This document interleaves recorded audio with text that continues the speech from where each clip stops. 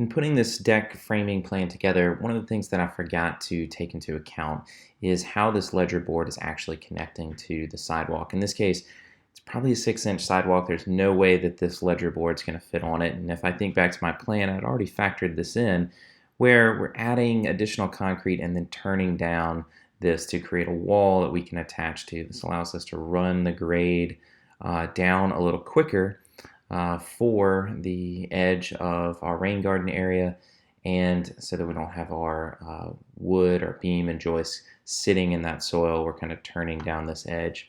So we've got to account for that in here, and it's really not any additional steps. We've got, in this case, the sidewalk is 8 feet, and what I'm going to do is I'm just going to add an additional 8 feet to this just by grabbing this, turning on my ortho, moving it out, and typing in 8 feet, moving it all as one singular unit. This is going to allow me to get in here and add some new concrete in here, and I'm just going to go ahead and do some pavers along with it. So I'll do that here.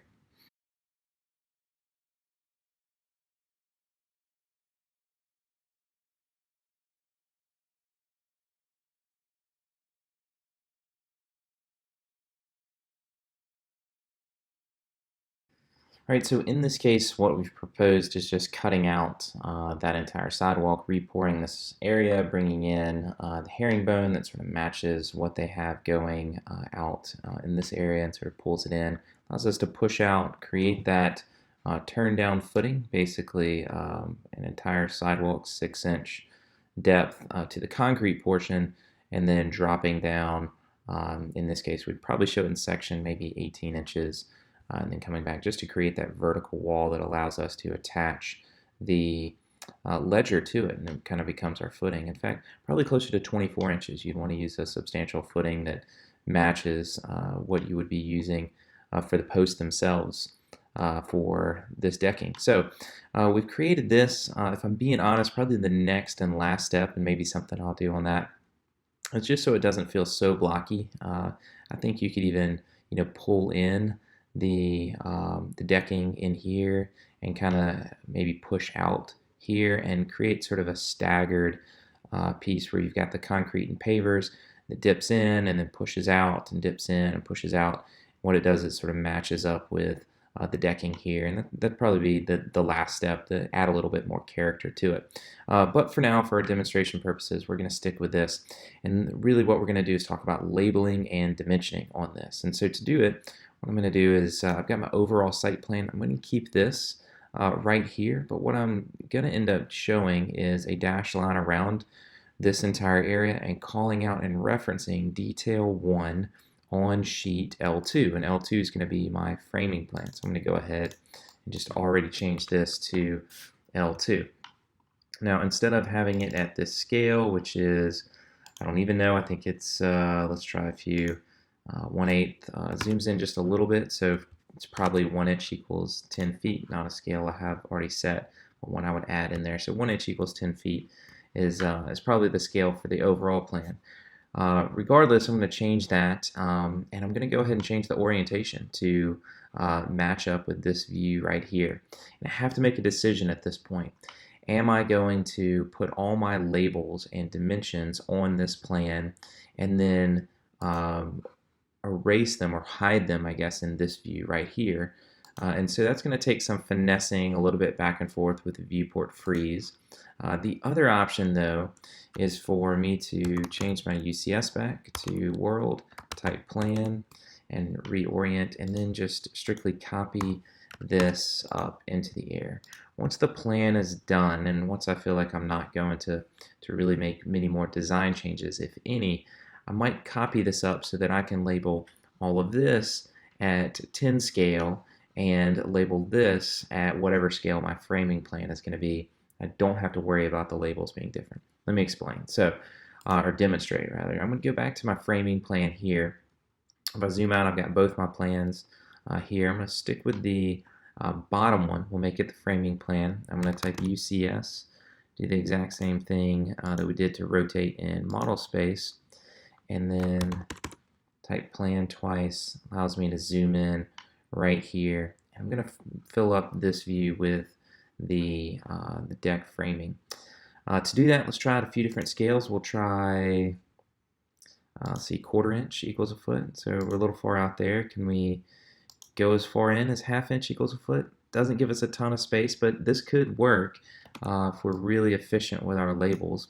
We could really tuck them all off to the side here and be really efficient.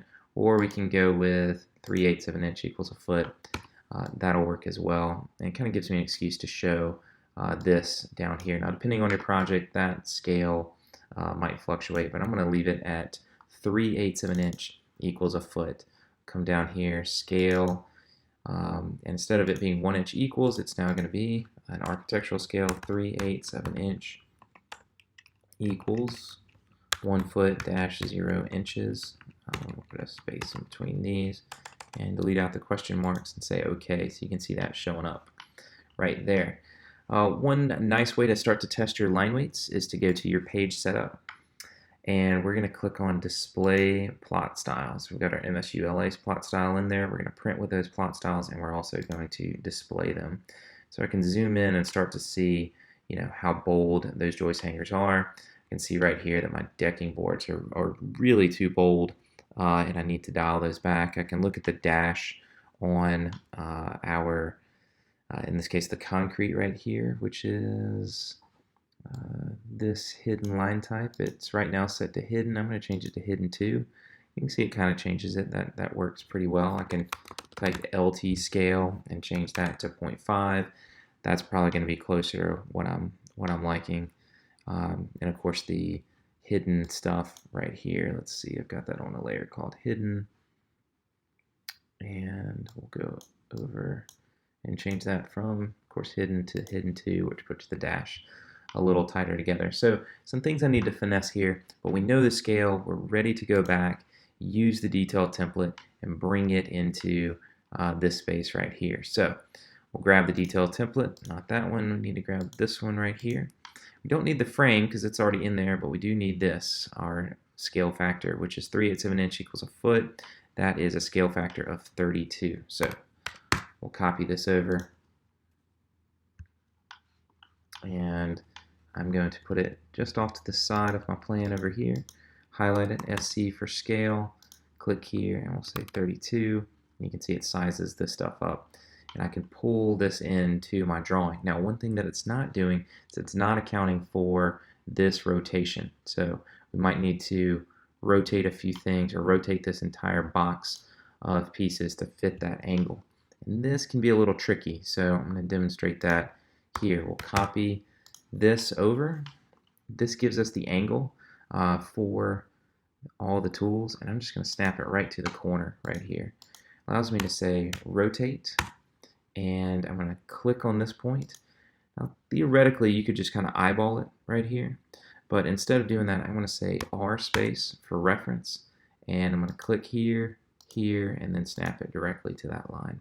And so that allows me to rotate the tools. I can then copy this stuff over. Maybe more importantly is if I go back to the framing plan, I'm going to double click inside here. I'm going to change my dim style to 3/8 inch linear, and we'll say set current. And now what I can do is I can say leader, and I'm just going to click and point out in space and call this placeholder leader. And there we go. And so what that's done is it's given me that placeholder one. Really could come back to my drawing. You can see it's rotated in here, and I can copy it down. And so whether or not you're going to copy it inside a model space and do all your labeling here, or if you come back and you're going to do all your labeling here, you can use that leader command inside of the viewport to do it. Just make sure that you're clicking inside the viewport. Now, one thing that can be tricky, if I want to zoom in, right, I'm zooming in the viewport. So how do we lock this viewport right here? Well, if I click on it, right click, and say display locked, and click yes, it allows me to actually zoom in on my viewport inside of here, create leaders to call out different things. We'll say my ledger right here. I'm just going to point and turn off my ortho and come up here and click, and we'll say a 2x8 pressure treated southern yellow pine ledger, and then my next line will just be notes about how it is attached. We'll say secured to concrete with 1/2 inch threaded rod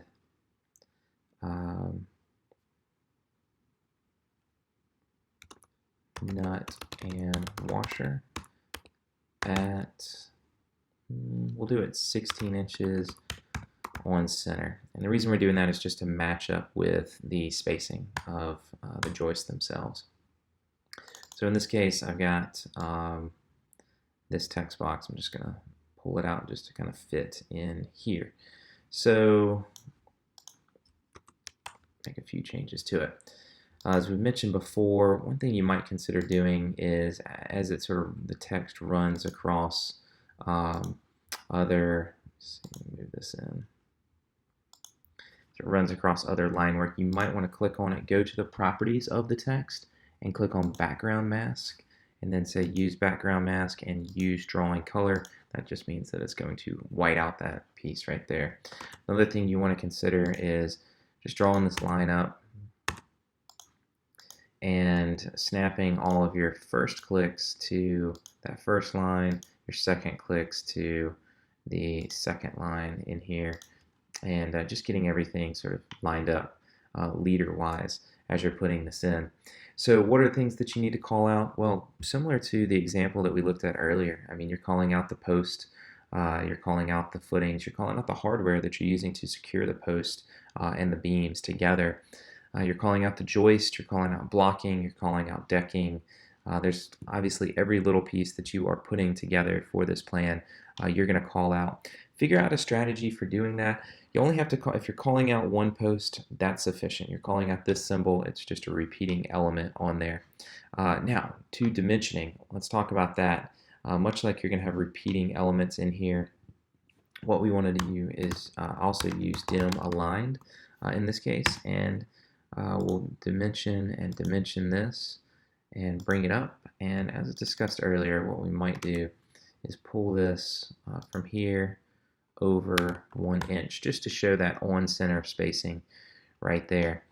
I'm showing it as 1 foot 4 inches, or that's 16 inch. I'm going to grab this note and pull it out, because what we're going to do is we're going to grab this and come over and hit space and TYP, which stands for typical. And that means that this is a repeating piece in here. Now, as when we were building this, we did not have this piece that was typical, right? This is actually the one that is atypical, and in those instances, we do need to call them out. So I'm actually going to have to call this out on both sides. So other dimensions that you're going to want to put in here, as far as, you know, typical post spacing, you're going to want to talk about the joist span. You're going to want to talk about the joist spacing. So spacing is between the joist, as we've done up here. The span is from here to here, from the face to the face. You're also going to talk about the joist span from here to the beam, and then of course the joist overhang. So in this case, it might actually be 3 dimensions. One for the entire length of this joist from here out to here. Secondly, for the span from this beam to this beam, and then of course the overhang that you're going to see here.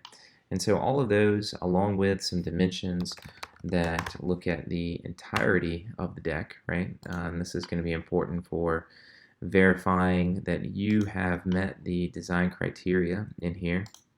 So I'm showing mine as 23 feet 11 inches. That's kind of worrisome. I guess it's because I didn't actually connect it to that endpoint right there. So 24 feet 0 inches, and we'll do dim aligned again, and fingers crossed that it is exactly what I wanted it to be, which was 44 feet.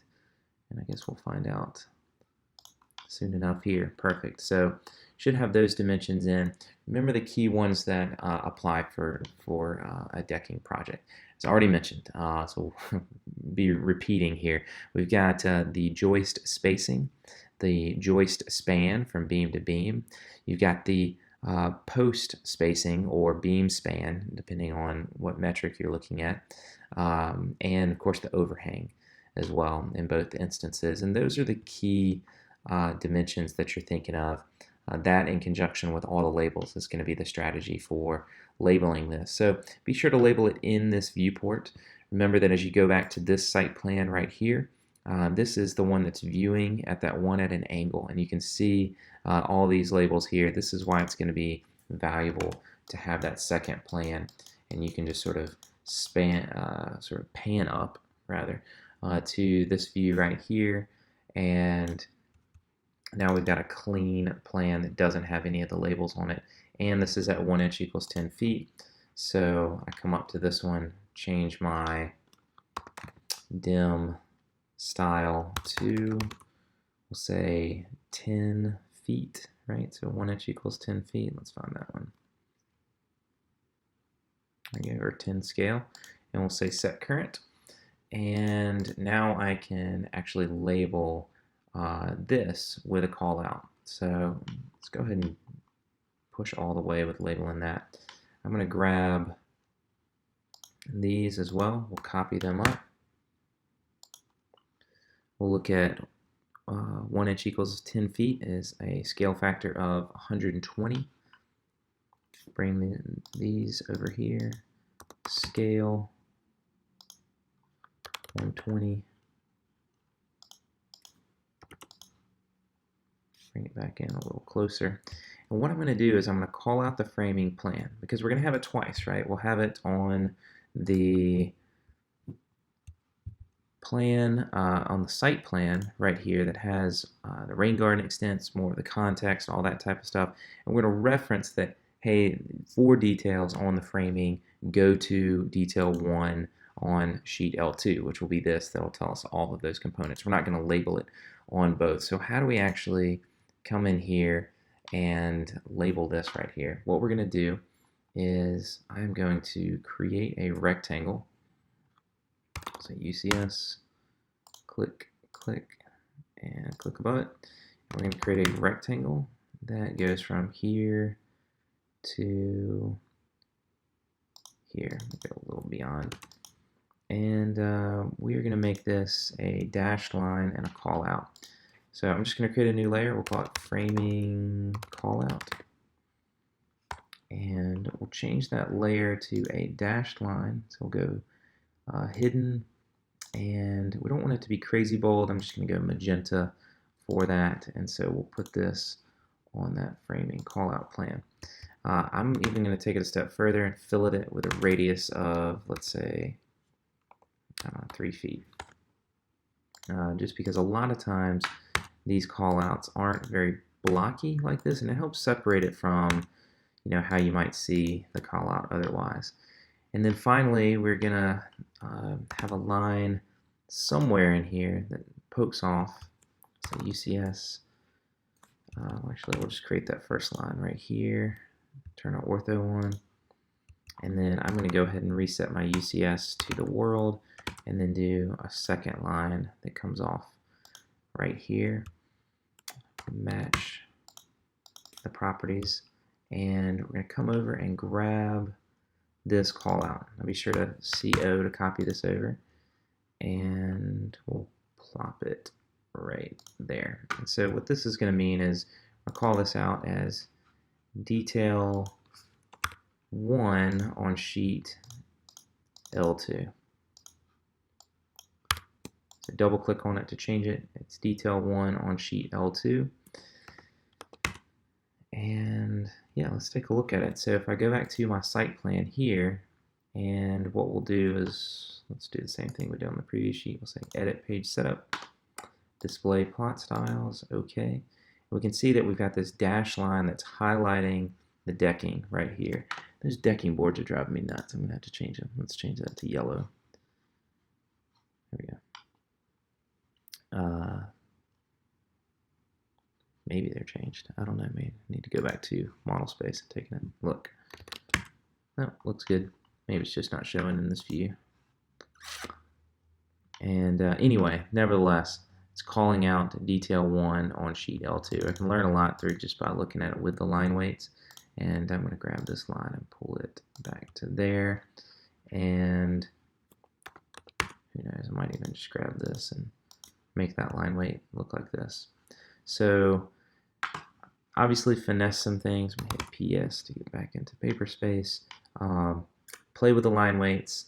Sometimes they're going to show up great, you know, like all of this, and then you're going to change the line weights and it's not exactly going to work in show. In fact, if I just go back to edit page setup, I might have to turn it off and then come back, edit page setup, and turn it back on, and magically it works. Who knows why that's the case? But it does work, and that gives me a better feel for how I'm going to call out on the overall site plan, the framing, and then the framing plan itself is going to call out all the guts and all the details for it. When you're done with those labels, cut that off, stack all your details, use different dimension styles to have the text read as it does here, shows up well.